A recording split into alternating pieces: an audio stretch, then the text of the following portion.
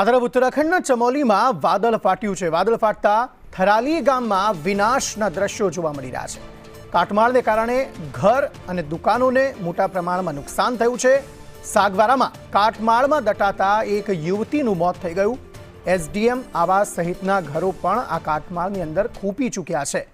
અનેક વાહનો પણ આ કાટમાળ હેઠળ દટાયા છે। રાત્રે 12 વાગ્યાથી લોકો રસ્તા પર રહી રહ્યા છે। વીજળી ગુમ થતા વીજળી ડૂલ થતા લોકો મુશ્કેલીમાં મુકાયા છે। હજી પણ અનેક લોકો ફસાયેલા હોવાની શક્યતા જોવા મળી રહી છે। રસ્તાઓ બંધ થતા વાહન ચાલકોને પણ હાલાકી પડી રહી છે। એસડીઆરએફની ટીમ ઘટના સ્થળે બચાવ કામગીરીમાં જોતરાઈ છે।